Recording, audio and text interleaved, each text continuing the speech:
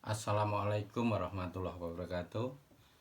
Selamat siang anak-anakku semua. Semoga selalu sehat dan tetap semangat ya. Baik, Pak Cip akan menyampaikan untuk kuliah di semester 2 ini, yaitu kuliah Mekanika Teknik 2. Yang pertama saya ucapkan selamat saudara-saudara sekalian sudah bisa lolos atau lulus untuk mata kuliah Mekanika Teknik 1. Nah, ini akan dilanjutkan oleh materi yang ada ya untuk mata kuliah Mekanika Teknik 2. Ya, Mekanika Teknik 2 ini prinsipnya adalah masih sama, yaitu kita belajar ilmu statika khusus untuk struktur statis tertentu ya. Hanya nanti di dalam Mektek 2 ini ya, itu ada berbagai struktur yang akan kita pelajari, yaitu struktur rangka. Kalau di semester 1 kemarin ya, di Mekanika Teknik 1 itu saudara belajar tentang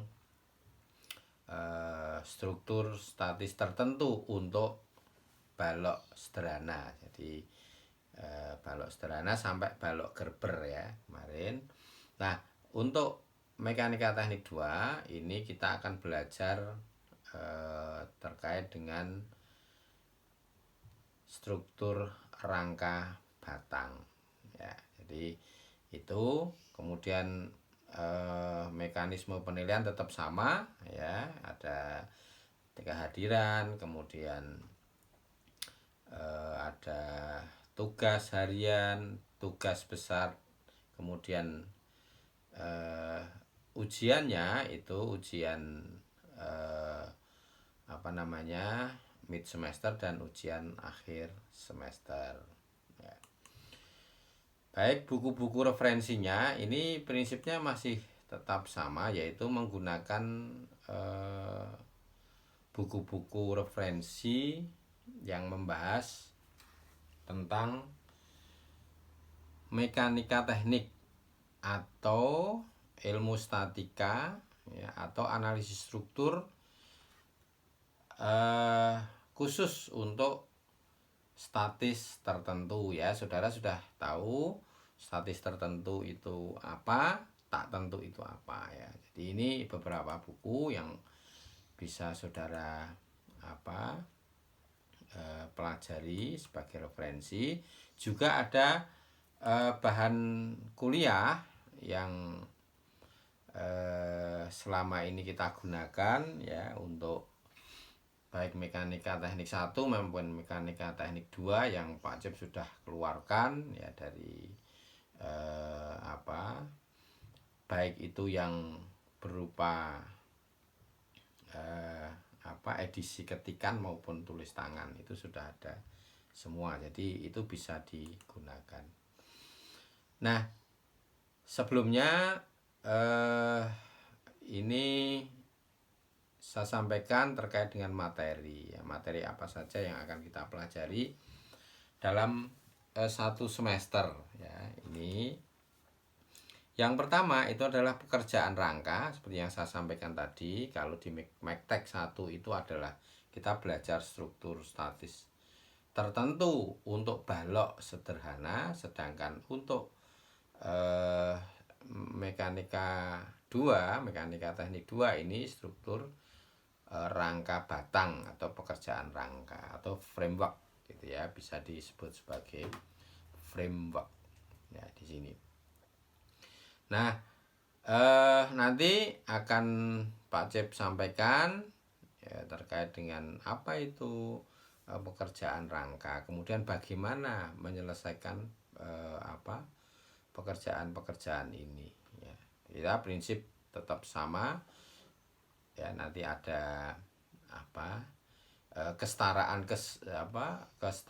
kesetimbangan ya. Jadi eh, kesetimbangan gaya luar dicapai terlebih dahulu, setelah itu pasti dengan tercapainya kesetimbangan gaya luar akan timbul gaya-gaya dalam. Nah, kalau di rangka nanti bagaimana? Kalau kemarin di struktur balok sederhana muncullah di situ momen, lintang, kemudian normal ya.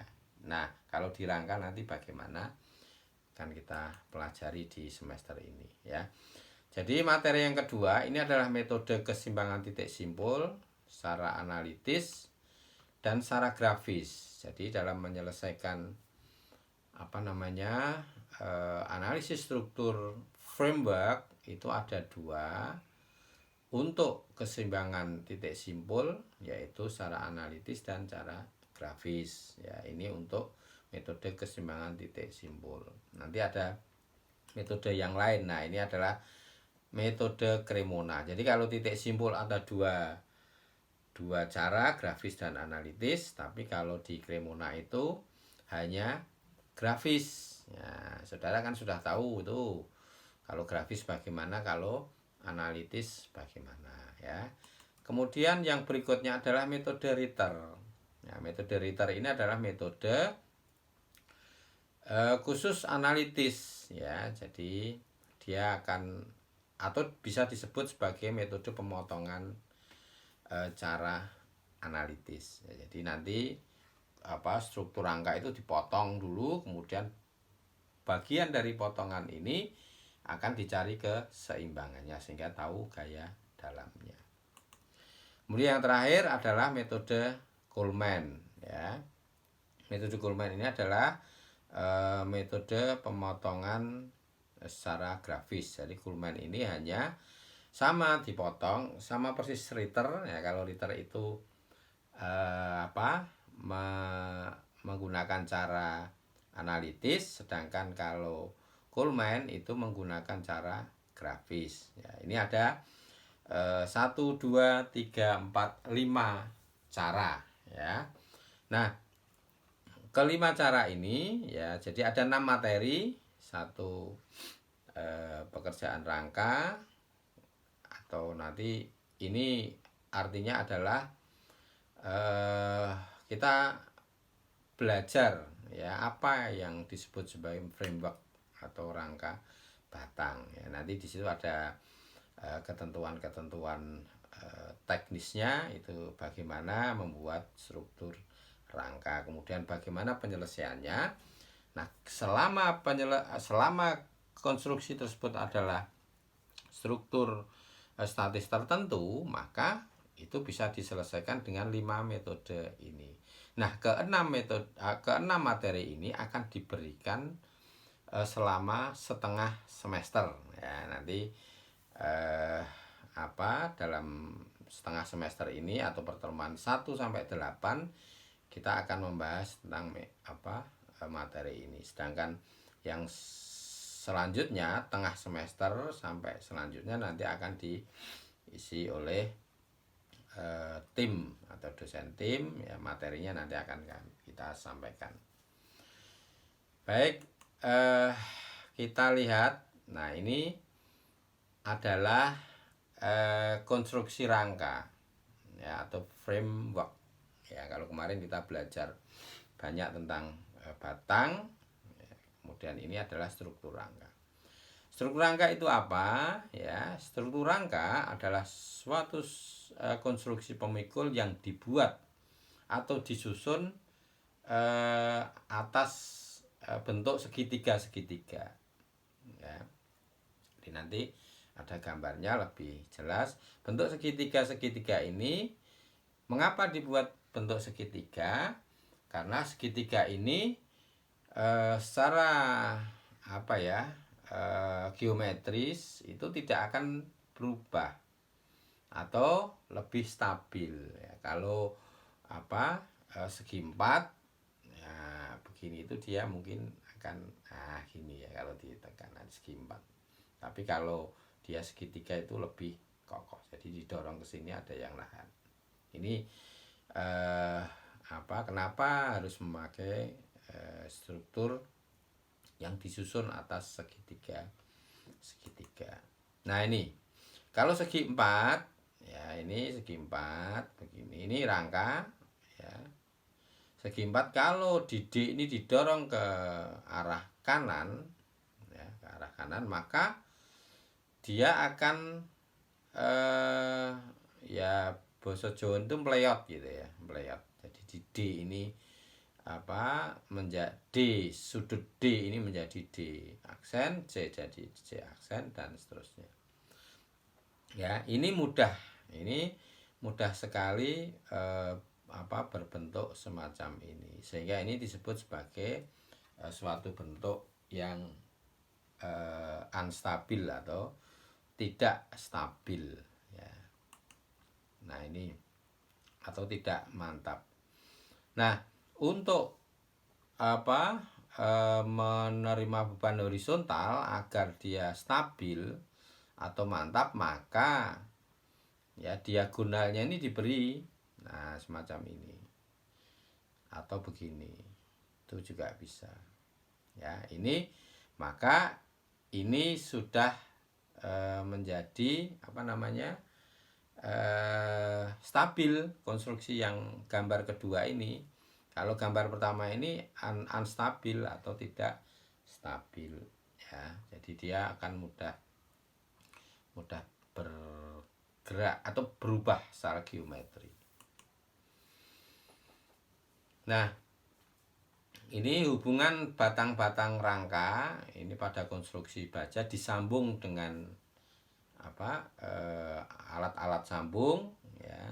Jadi kalau ada terdiri batang-batang begini, kemudian itu disambung, ini alat sambungnya itu macam-macam ya, tergantung nanti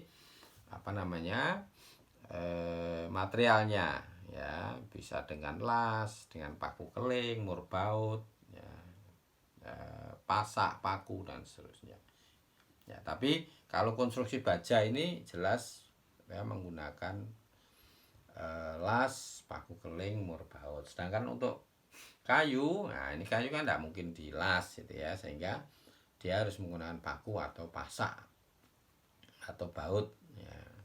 Itu bisa. Kalau di konstruksi kayu yang dulu dari secara konvensional itu banyak menggunakan pasak.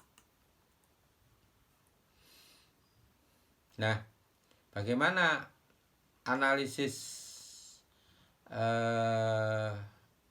strukturnya ya, bahwa begitu disambung, apakah itu memakai baut, memakai las, memakai paku, memakai alat sambung yang lain, ini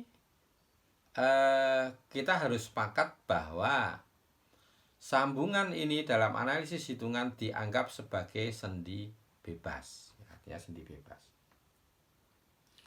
Ya, sendi bebas itu artinya bahwa suatu sambungan itu adalah licin dan bebas geseran. Jadi dia disebut sebagai sendi bebas. Namun di dalam praktek sambungan batang dibuat kaku dan beban-beban tidak seluruhnya tepat berada di titik simbol, maka pada batang akan terjadi momen. Ini yang disebut sebagai momen sekunder. Nah, karena momen sekunder ini kecil, maka momen sekunder ini diabaikan. Jadi di dalam struktur rangka itu dianggap tidak ada momen. Momennya itu 0 ya, atau ada tetapi kecil, tetapi itu adalah momen sekunder ya, yang sangat kecil, sehingga di dalam analisis strukturnya itu diabaikan. Karena dianggap sendi, maka batang yang tersusun di dalam struktur rangka batang itu hanya menerima gaya normal saja atau N ya. Kalau kemarin kan di dalam struktur balok sederhana itu ada ada setelah terjadi keseimbangan gaya luar ya, kemudian karena harus ada harus menjaga keseimbangannya, maka timbullah gaya dalam. Nah, gaya dalam ini juga harus seimbang, yang disebut sebagai keseimbangan gaya dalam. Nah, di dalam balok itu ada unsurnya, ada 3 ya, momen, lintang, dan normal. Nah, tetapi di dalam struktur rangka ini hanya satu, yaitu normal, karena tadi tidak ada gaya lintang. Kemudian karena tidak ada gaya lintang, maka momen itu juga tidak ada atau diabaikan tadi. Jadi hanya gaya normal. Nah, ini adalah contoh-contoh ya, rangka batang. Jadi kalau di sini, kalau di dalam jembatan itu ada yang namanya balok penghubung melintang, kemudian ini adalah rangka jembatannya ya. Ini semua terdiri dari segitiga. Nah, ini kuda-kuda, misalnya kuda-kuda 1, kuda-kuda 2, ini dihubungkan juga oleh gording atau balok penghubung. Ya, ini rangka kuda-kuda. Tetapi di dalam analisis struktur untuk statis tertentu itu kita hanya menghitung dengan analisis 2 dimensi. Nanti kalau saudara sudah lulus di struktur mekanika teknik 2, 1 sudah lulus, 2 lulus, itu nanti akan masuk ke mekanika teknik 3. Nah, mekanika teknik 3 ini akan belajar banyak tentang struktur statis tak tentu, sehingga nanti kita bisa menganalisis ruang ya. Ini kan ruang arah X, arah Y, dan arah Z ini ya. Tapi kalau sekarang ya hanya ini yang kita pelajari, itu adalah struktur rangka ini, tetapi dia hanya 2 dimensi, yaitu arah X dan arah Y. Menghitungnya seperti itu. Nah, di dalam suatu konstruksi ya, konstruksi rangka itu saudara harus tahu ya. Di situ misalkan ini segitiga semacam ini inilah ya. Itu ada yang namanya titik simbol atau join, atau biasa disebut sebagai JO gitu ya. Ini adalah menghubungkan antara satu batang dengan batang yang lain yang tadi disambung oleh alat sambung, ada las, ada baut, dan seterusnya. Ini disebut sebagai join ya, join di sini. Atau notasinya sebagai JO. Kemudian ini adalah batang atau member. Jadi dalam satu struktur rangka batang itu ada jumlah batangnya berapa, kemudian jumlah joinnya berapa. Itu untuk nanti menentukan apakah ini struktur statis tertentu atau tak tentu. Kemudian jumlah reaksi tumpuannya itu adalah RO atau reaction. Kemarin kan juga di struktur balok sederhana kan juga sudah saudara pelajari terkait dengan reaksi ya. Jadi balok itu ditumpu oleh 2 tumpuan. Kalau lebih 2 tumpuan itu harus bersyarat, yang satu sendi, yang satu roll, sehingga dia bisa dianalisis dengan keseimbangan atau hukum keseimbangan statika ya kemarin, atau hukum keseimbangan statis, hukum statika ya. Sehingga hanya ada 3 reaksi di situ. Ini juga sama ya. Kalau konstruksi itu atau struktur konstruksi rangka itu dikatakan statis tertentu, maka hubungan ketiganya ya dari ini join, member dan reaction ini mempunyai persamaan seperti ini ya. Jadi MO member itu sama dengan 2 kali join dikurangi reaksi. Ya, ini harus terpenuhi. Kalau ini tidak sama dengan tidak memenuhi persamaan ini, maka ini tidak bisa kita selesaikan dengan analisis struktur statis tertentu tadi. Yang tadi keseimbangan titik simpul, kemudian Kuhlmann, Cremona, Ritter itu tidak bisa. Nah, nanti kita menggunakan analisis lainnya. Nanti itu di mekanika lanjut ya, yang lebih banyak mempelajari tentang statis tak tentu. Nah, ini contohnya, ini suatu rangka, ini ada reaksi ya, ada tumbuhan ya, tumbuhan A dan B, sendi dan roll ya, semacam ini. Maka batangnya berapa? Batangnya dihitung aja, ini 1. Setiap dihubungkan oleh join, maka ini disebut batang. Batang 1, 2, 3, 4, 5. Jadi membernya itu ada 5. Kemudian join itu apa? Nah, join tadi kan yang menghubungkan antar batang yang menjadi titik simpul ya. Ini berarti ada 1 di sini, ada simpul 2, kemudian 3, 4. Jadi joinnya itu ada 4. Sedangkan reaksinya itu ada berapa? Nah, saudara tidak usah bingung bahwa reaksi untuk peletakan sendi itu kan ada 2, yaitu arah vertikal dan horizontal. Sedangkan arah peletakan roll itu hanya arah tegak lurus atau vertikal, sehingga ada 1, 2, dan 3. Maka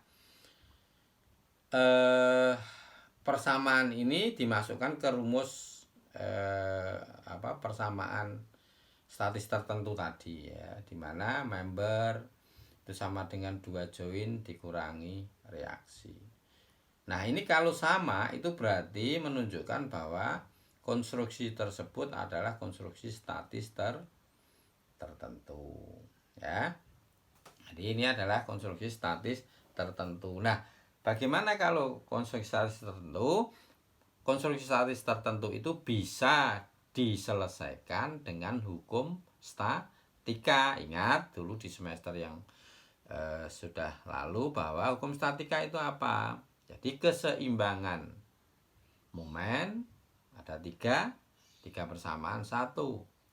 Keseimbangan momen, keseimbangan gaya arah vertikal, dan keseimbangan gaya arah horizontal itu harus terpenuhi ya. Tapi kalau ini tidak sama, maka sampai apapun ya, sampai kapanpun saudara tidak bisa menyelesaikan dengan konstruksi analisis struktur statis tertentu. Jadi kalau ini terpenuhi ya, antara persamaan ini terpenuhi, maka saudara bisa menyelesaikan dengan kelima metode yang saya sampaikan tadi.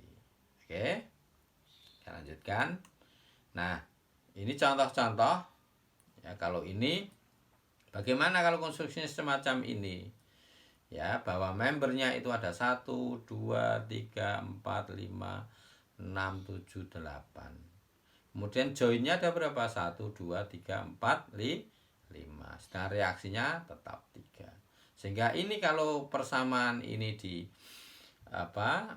masukkan ya, persamaan statis tertentu, maka ini tidak memenuhi persamaan itu.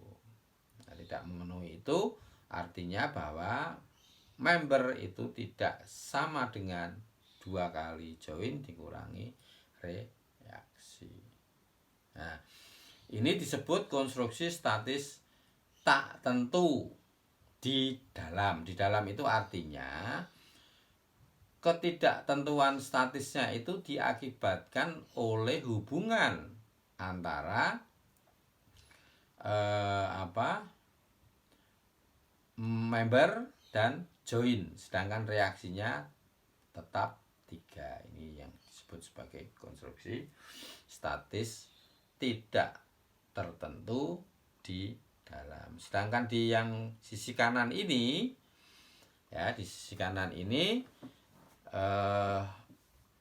kan tadi yang contoh pertama itu, ya, hubungan antara member dan join itu terpenuhi, tetapi reaksinya ini tidak terpenuhi. Sehingga di sini sendi dan sendi, sehingga ada berapa? 4 reaksi. 1, 2, 3, 4. Sehingga persamaan yang ditetapkan tadi itu tidak memenuhi. Sehingga konstruksi ini atau konstruksi tersebut itu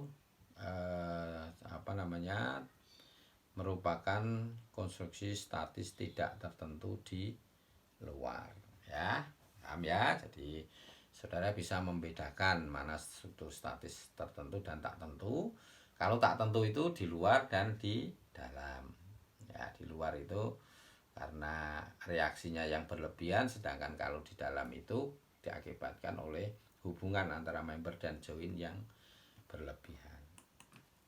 Nah, ini contoh-contohnya, ya. Kalau konstruksi semacam ini nanti bisa saudara pelajari secara detail, ya. Ini adalah konstruksi statis tertentu, sedangkan ini adalah konstruksi statis tak tentu, ya.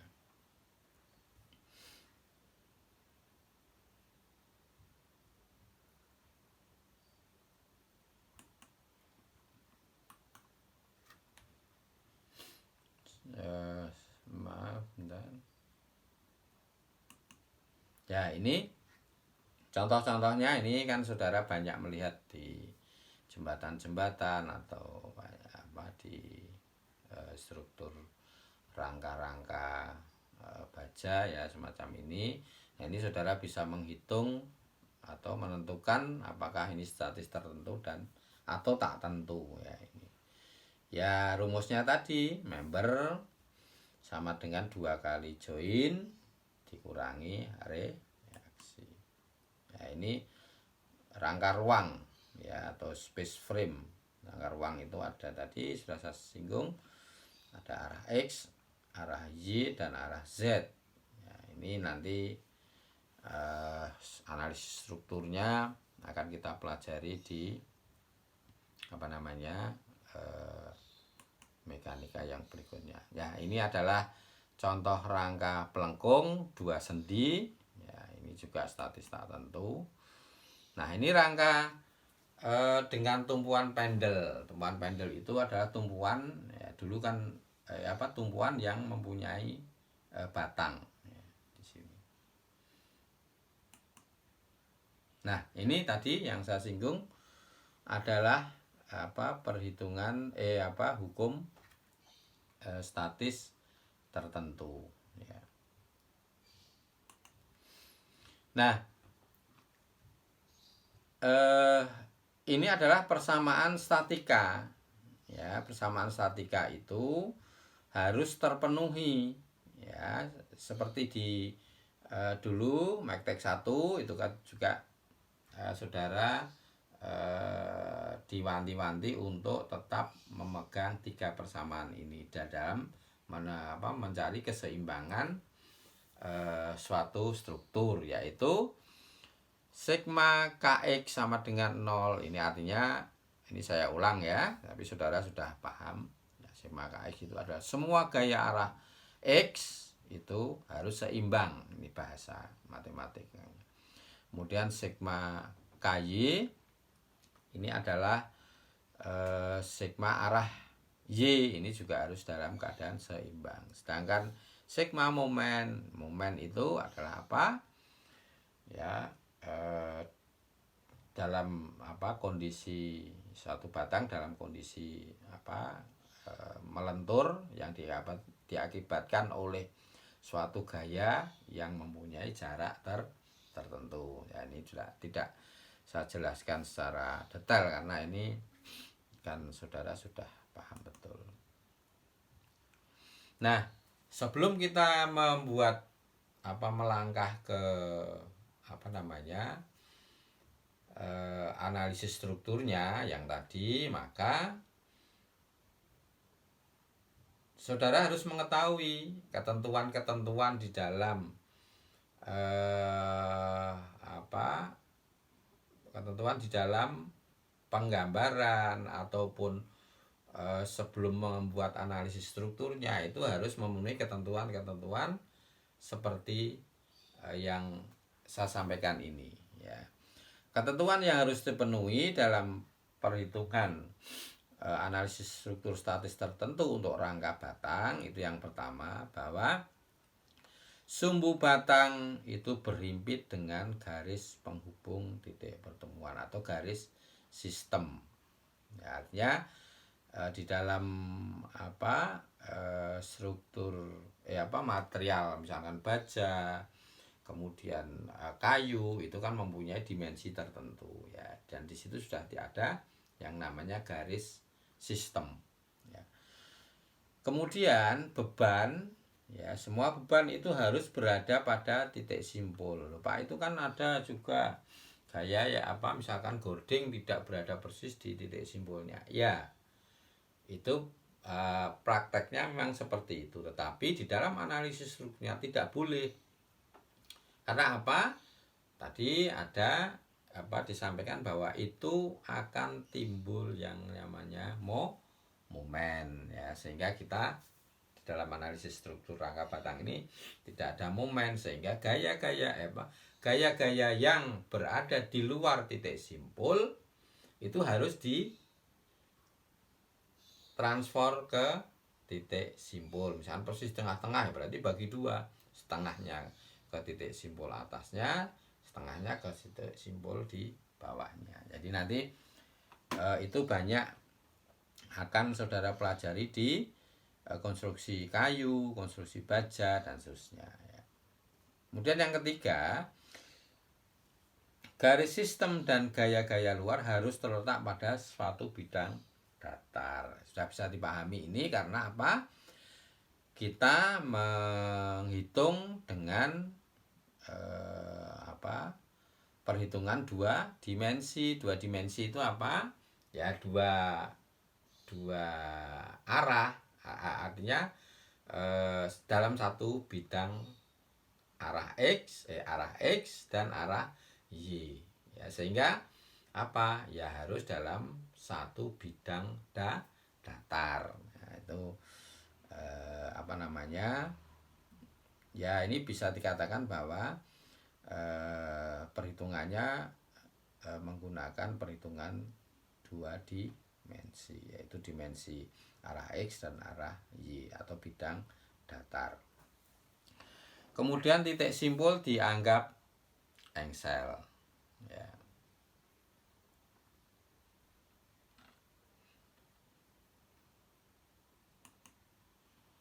Oke.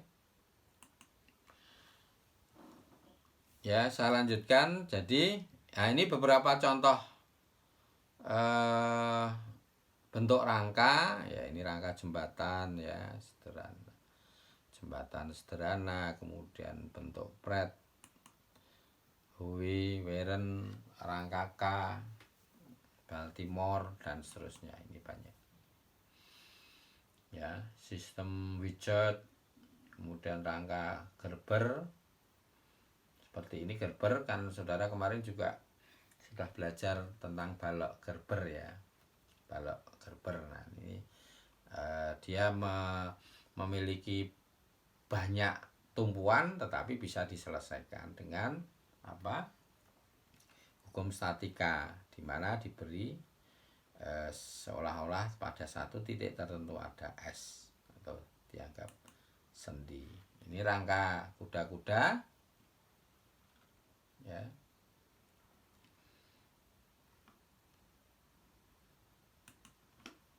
kuda-kuda.